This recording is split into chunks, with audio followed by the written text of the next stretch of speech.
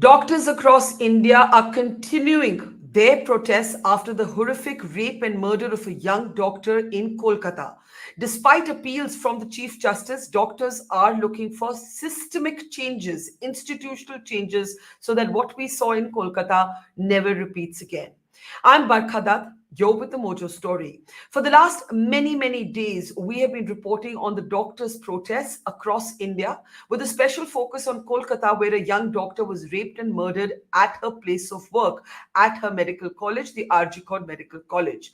We have now seen the Supreme Court make an intervention, and that intervention has been all thanks to the brave protests by young doctors, in particular, on the streets of India from Delhi to Kolkata.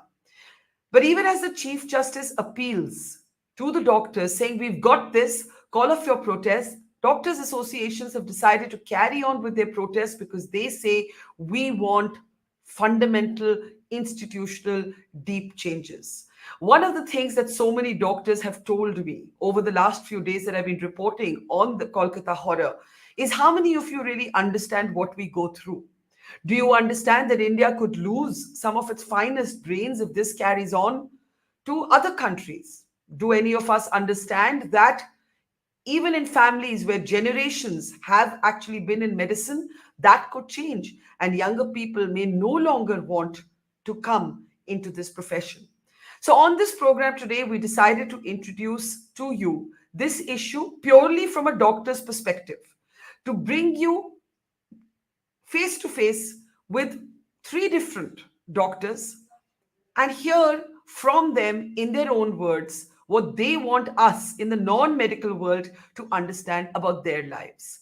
First, I want to welcome to the program Dr. Nabanita Chatterjee. She's a laparoscopic surgeon and she's been a big part of the protests over the last many days. Welcome to the program. Then I want to welcome Dr. Sabharwal. Dr. Vipender Sabharwal comes actually from a family which in 104 years has given India 150 doctors. Each member of his family has been a doctor. But what is this family that has given 150 nearly doctors to India thinking and feeling today? Will that generational torch be carried on, or is there cynicism today? We'll find out from him in just a moment.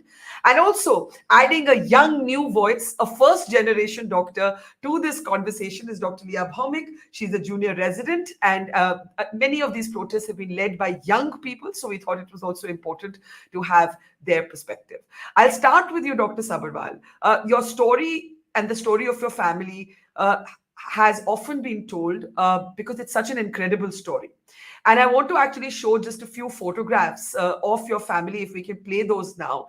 This is an incredible family, the Sabharwal family. The Sabharwal family, as I said, since 1919 has been in the field of medicine. It has given us 150 doctors nearly in 104 years. This is an incredible story. Each member of this family uh, has actually been in medicine. So as I said, Dr. Sabharwal's family has produced 150 doctors in 104 years. So the question really, as we try and understand doctors better, to you, Dr. Sabharwal, and we'll hear more about your family later, is how are you feeling today as coming from a family that for generations has been in medicine? Do you still want your children to be in medicine, their children to be in medicine? Will this legacy carry on? Or are you feeling disillusioned after what's happened in Kolkata and what continues to happen across the country where doctors and healthcare workers feel vulnerable? Dr. Sabharwal. Good evening, everyone, and thank you for having me on the show. I think, in very short, if you ask me in just few words, I'll say from being able to becoming miserable. That is what the feeling is today. I'm really blessed to be born in a family with 150 doctors, and I'm the fourth generation, and my children are the fifth generation, and they are studying in Delhi Medical College. And when I used to think they are very able and they have cracked NEET and come to Delhi, and now the feeling, if I start from my children, is really miserable. My daughter, who's already studying in one of the best institute in India, just told me on the same night that I've got into this because I just wanted to carry on the torch. And as our motto is of Jivan is that service to sick is worship of God, and that's what we've been doing. And her answer and question was in the same statement. She said, "Is it right that I got into this profession?" And then the second question was, if I'm already here, then it's better to leave the country. And that was the day that she started thinking of going to US. We Hmm. are only thinking and only contemplating about the physical effects right now, but I would really like to tell the mental part or the emotional part right now. A family which never even thought of any other profession, and in which the grandparents, the great grandparents used to write in their will that anybody who Yeah. would not become a doctor would be, will have to just walk out of the family or the hospital. That strong was the feeling. And now the Hmm. feeling has totally changed after this, and I think this is very alarming. So, Dr. Sabharwal, when you say that you've gone from being able to being miserable, you that's very distressing to hear. And you're saying your daughter has entered the field of medicine, but today she's considering leaving India, right? What what has disturbed her the most? One, she's a woman. She must have very deep feelings on about what's happened in Kolkata. Two, she's young. I think what we were willing to take and battle through, young people are saying, why should we fight these fights? Tell us a little Absolutely. bit about that. See, Yeah. first, I think the woman part comes very, very first, because my grandmother, my mother, my wife, and my daughter, four medicos Yeah. ladies whom I have been, getting the love and care from. And now my the that you must have seen that slogan कि काश मैं लड़का होती तो मैं जिंदा होती. Things like Mm. that, or saying that if we can't save them, then just grave them. Saying that we should change the law, we should not let them go for the duties in the night, we should not let them be out. Again, that shaming and blaming has started, and Yeah. nobody is actually asking the females or the women power, I would say, of this in country, that what they feel, and like how their decisions are changing just by few incidences, and they are not stopping. And what the fraternity is really asking is for some legislation, just not because they want that some laws should come for their comfort, but for the physical and the mental comfort of the coming generation, which I'm directly seeing in my family. Absolutely. Yeah, and again, when you say that, are we now saying if we can't save them, should we grave them? You're actually talking about this bizarre. I personally think it's a bizarre proposal from the Mamata Banerjee government that women doctors should avoid the night shift, that they should have different working hours from men. Dr. Nabanita Chatterjee, that is not what women professionals are looking for. Now, you are somebody who, your husband is a doctor, but I think you were sharing with me that you don't know if this is something that is going to pass on to the next generation in your family. First, let's talk about how you're feeling today as a woman. First you see a woman getting raped and killed at her place of work. Then you see a kind of cover up. You see an attempt to protect the principal on whose watch this happened. All of this happens, and then you see a bizarre proposal suggesting that women should avoid the night shifts. I'm sure you've done plenty of night shifts in your time. I'm sure you've pulled the same shifts as the men in your profession. How are you feeling today, Dr. Nabanita Chatterjee, and what do you think people are not getting? What do you think people don't understand about the medical profession? Nabanita. Thank you, Barkha, for allowing me to speak in your channel. I am extremely outraged as a doctor, as a woman, and yes, as a surgeon. In my many years of residency, I have done exactly what the other men have done, including pulling the stretchers of patients, gunshot injuries, stab injuries Yeah. in the middle of the night, walking through corridors, doing night shifts day after day, night after night, 36 hours, 48 hours. And this Mamata Banerjee's statement is absolutely appalling, because that's not where we are going to go back. When we did that 30 years back, why women of today cannot do it? Because we are not providing them a safe place to work. That's why. I Mhm. mean, in our profession as doctors, there is so much of vandalism in the hospitals, whether it's nursing homes, whether it's state hospitals, whether it's smaller district hospitals.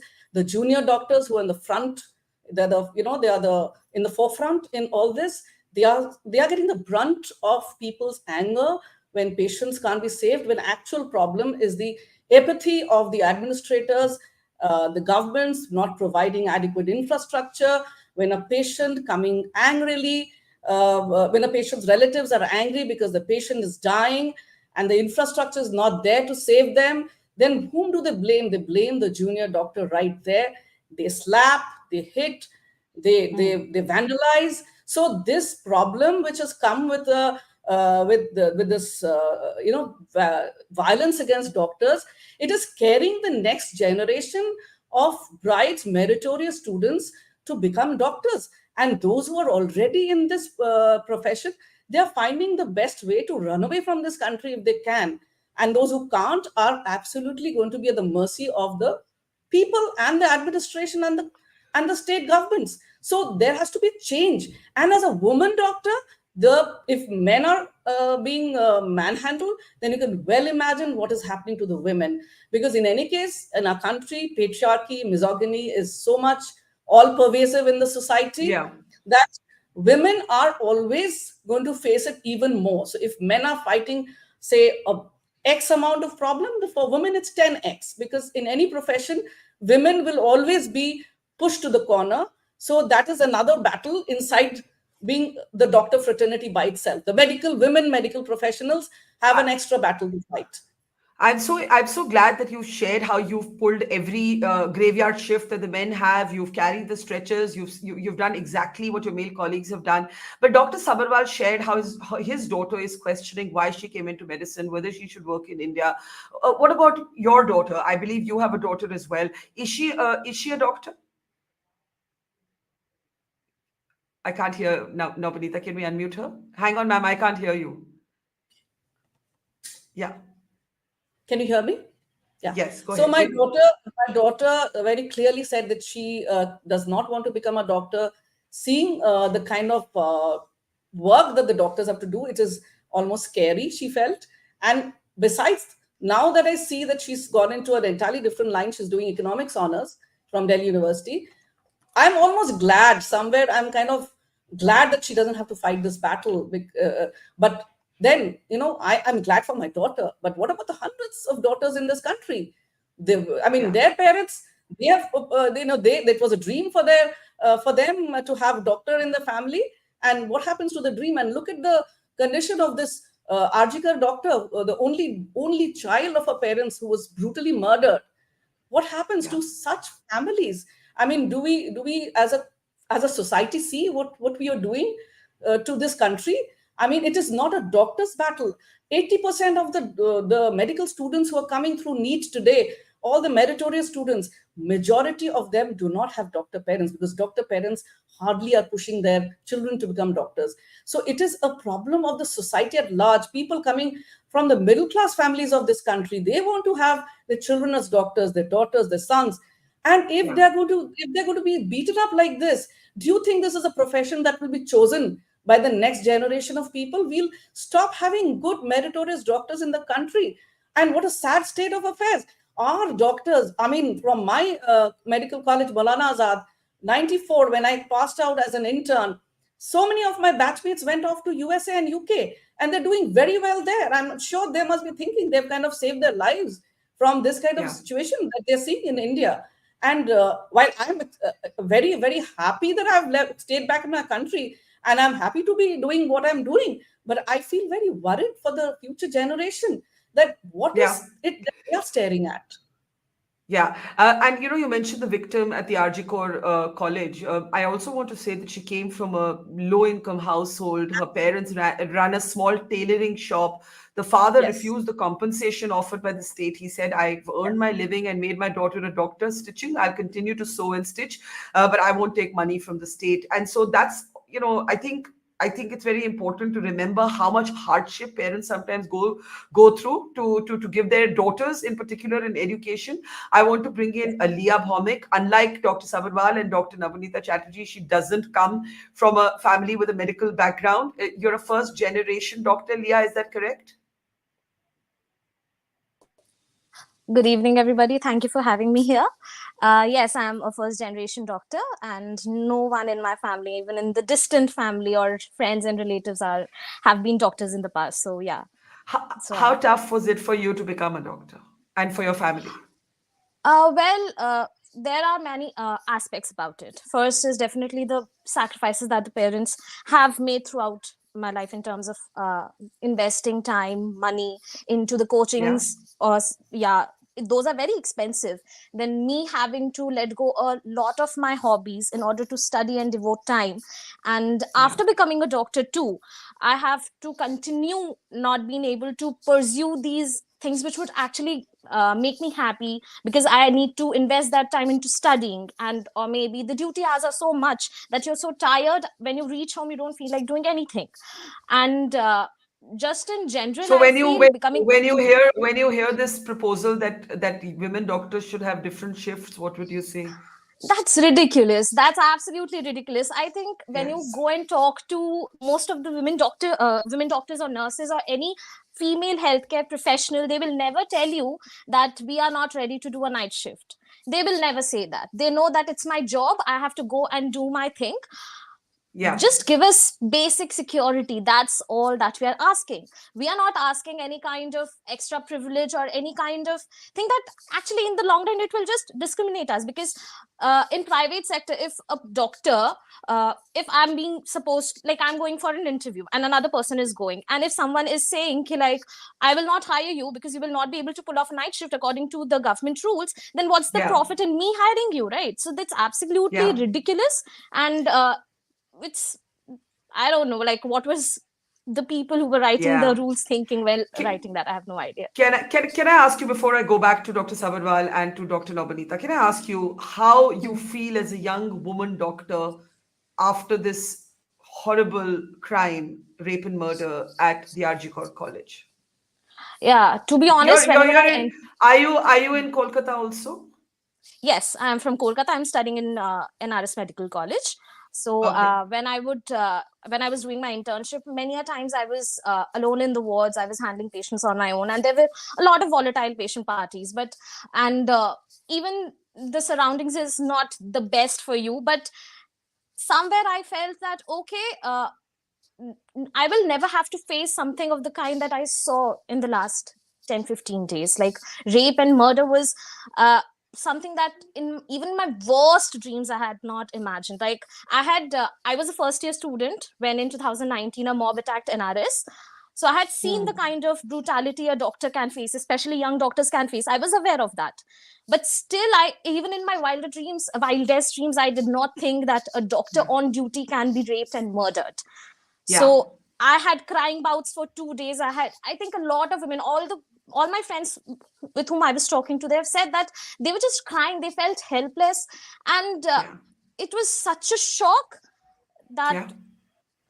like, it's Yeah. something that we have not thought in 100 years. It's something like that. Yeah, absolutely. Dr. Sabharwal, I want to come back to your personal story. I want all three of you to share a little bit of your personal struggle, your personal story, your personal feelings at this point, because we're really trying to understand doctors more.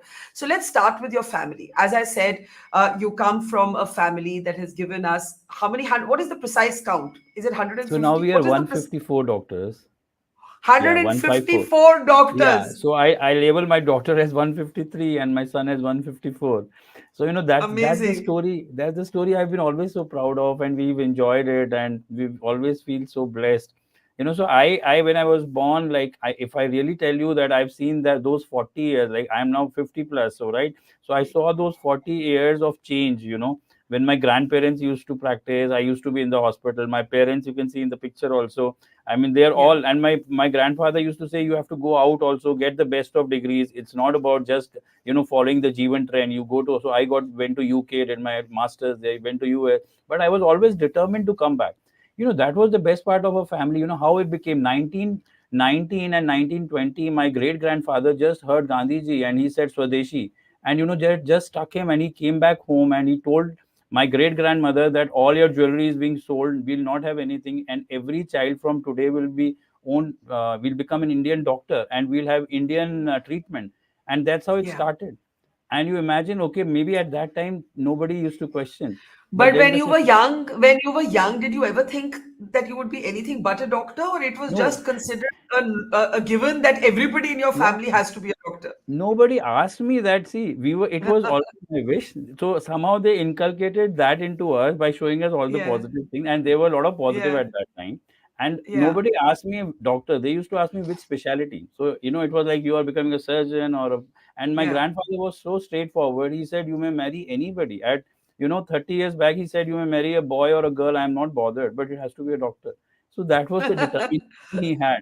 And my children also, we never told them, we just showed them. They used to come to see my yeah, son on live and all that. yeah, So that's how it became, it Would became part of. you be heartbroken if your children were to leave medicine? Would you be Absolutely. heartbroken? See, I'm really of old school thought. Actually, my generation, a lot of my friends, I've seen them, my relations outside, they have tried their level best that their children don't become. But deep inside, my wife did have this apprehension that whether, but deep inside, I knew that I hope they become doctors. And now also, I always hope that they follow this profession and do the service, whatever may come, Yeah. whatever may come. Yeah, so Dr. Nabanita, while most of the country has stood behind the doctors' protests, there have also been those who have sort of been critical, or how can you leave patients? We have seen doctors taking OPDs to the streets.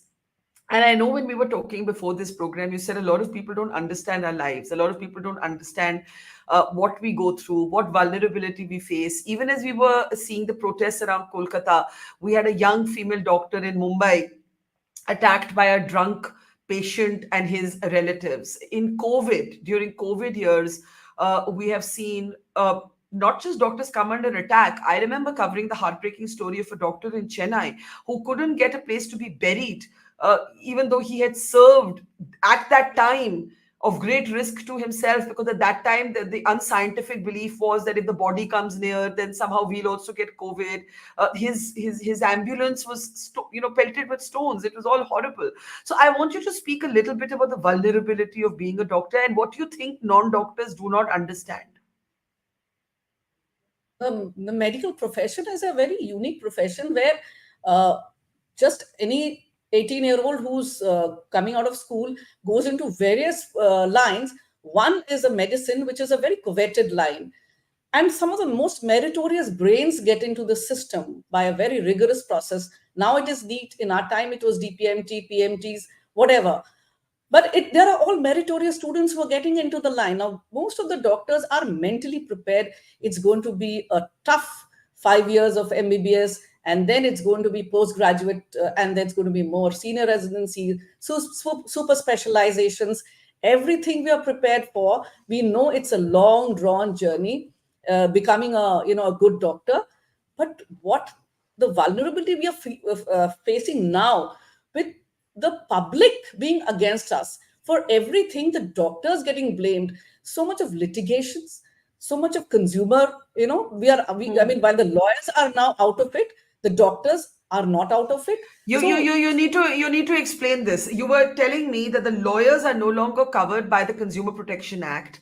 I mean, like the Consumer Protection Act does not apply to lawyers, but it applies to yes, doctors. I was yes, shocked to yes, discover that it doesn't apply to lawyers. So, if you want to talk a little bit yes. about that, Yes. yeah. So the thing is that now what has happened in the public domain, this image has come that the private practitioners are making a lot of money. So therefore, we have to really make their lives difficult. So once the patient is there, if the patient has any complication, God forbid the patient dies because the complications can lead to death, then the doctors are demonized. Now people have to understand, the non-medical fraternity has to understand that doctors at the end of the day are not God. They do not change.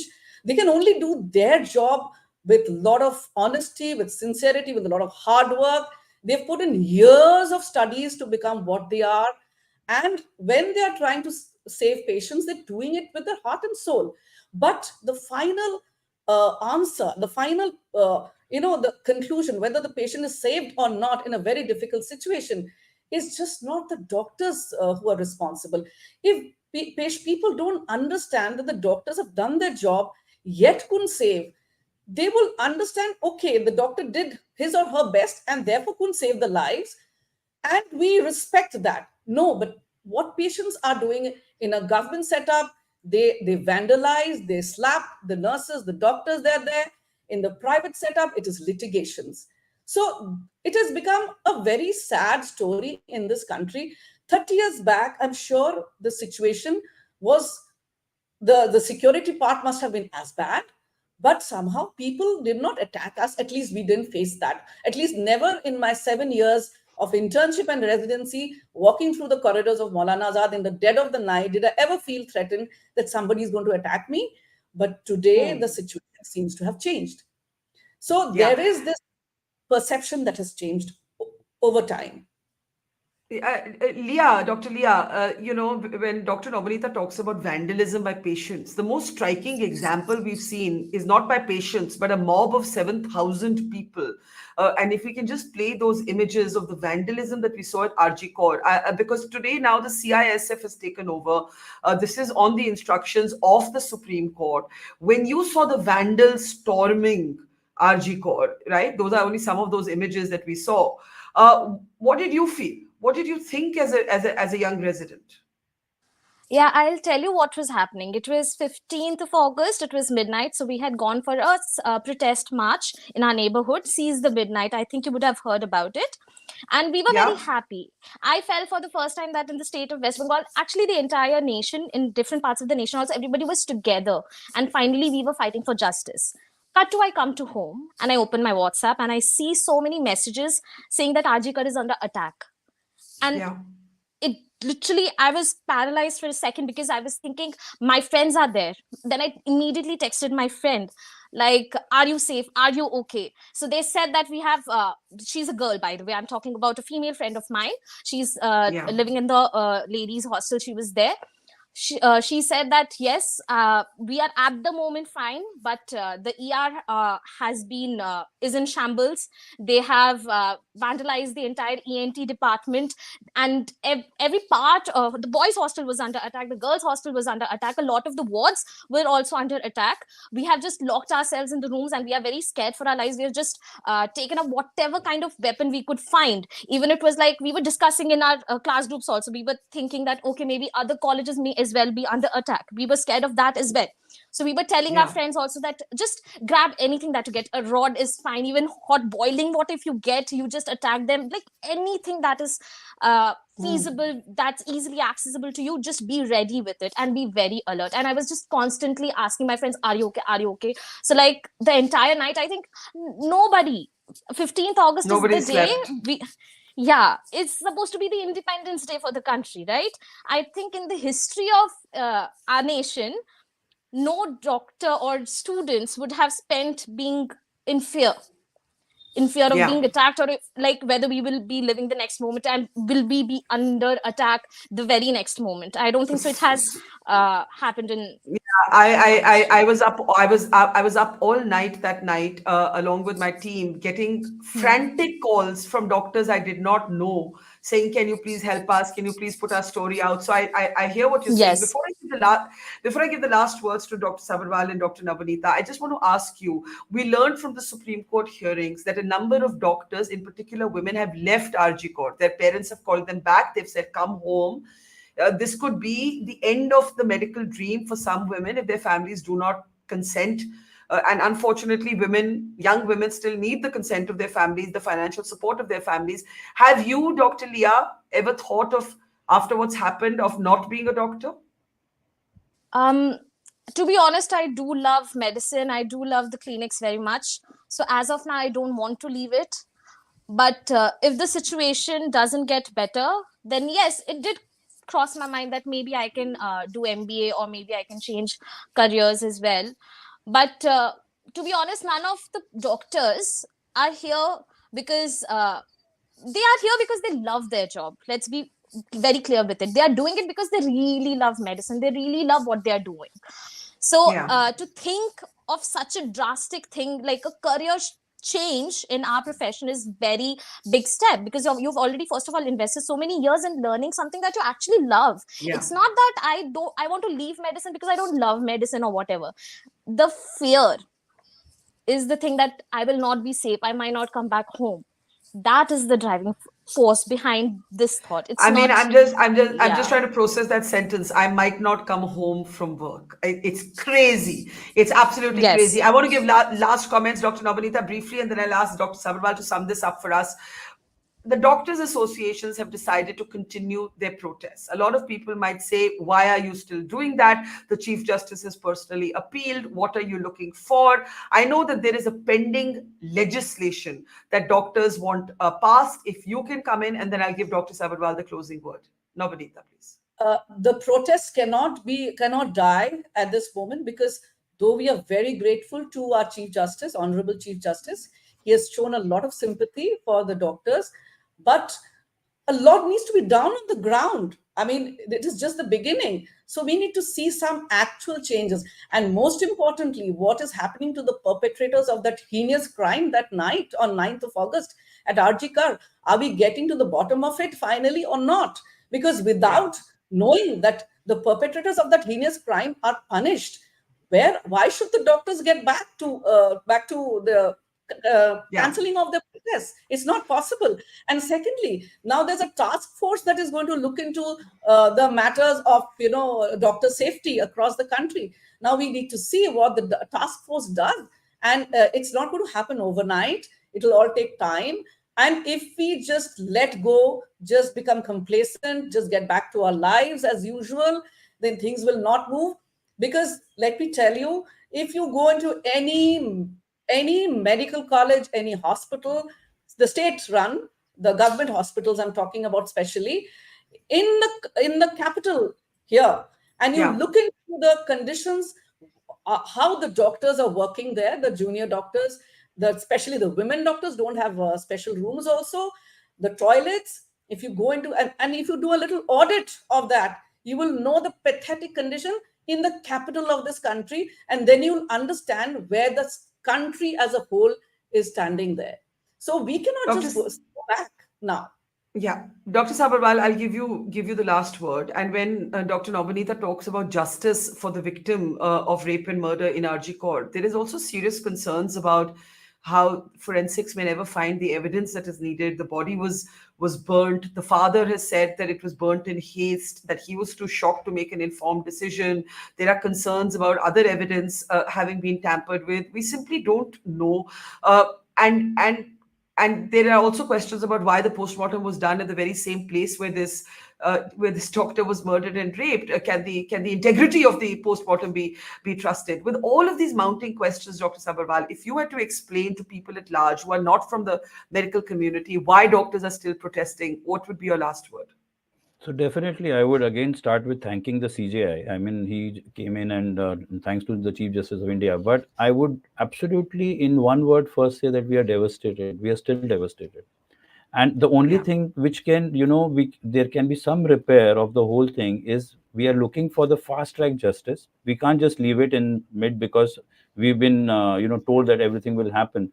Because if you remember, 1,600 doctors died in COVID. And everybody was like, they made us God. And then immediately what happened after 3 months? So it's very short term, right? So we have to go till the end, number one. Number two, the security and safety of the RDAs who are sitting on roads, they are my concern. They are our concern. The different associations, the FIMA, the FODA, the IMAJD, and there's so many youngsters. Even now, IMA National and the DMA. So, and that we have to be very sure that is happening. And number three, last but not the least, is CPA. That is the Central Protection Act. That is the must for us. And we have to fight for that because it just says very simply that if the doctor faces violence, if there's a grievous injury, we need to be sure about a central legislation because that will only change the whole thing. And the other thing is it cannot be like, okay, it is like we understand that people are with us, but we definitely want to see it happen. So that is important. So that's why we are still there. We are holding the fort. Absolutely. Well, it's going to be a critical day in the Supreme Court on Thursday when the CBI actually gets back with its status report. The West Bengal government gets back with its status report, and we'll have to see what happens after that. Thank you so much to Dr. Vipender Sabharwala, coming from 5 generations of doctors, 154 doctors, Dr. Nabanita Chatterjee, a laparoscopic surgeon, wondering today what lies ahead for the next generation of doctors, and Dr. Liya Bhoumik, representing that next generation, sharing with us how much she has cried and feared for not just her life, but for the life of her friends. No young woman in any profession should have to go through that. But doctors who are tasked with saving the lives of others, I just want to end with the thought that through all of this, medical services at RG Court continued. The doctors who were under attack continued to work, and that is extraordinary. So salutes to the doctors who've been on the streets protesting. Thank you very much to all 3 of you, and we hope that these protests lead to institutional change. Thank you for talking to us, and take care. Thank you. It's great to see you here. Thank you for watching our work. If you haven't subscribed yet, don't forget to click the bell icon and subscribe to Mojo Story and support independent, robust journalism.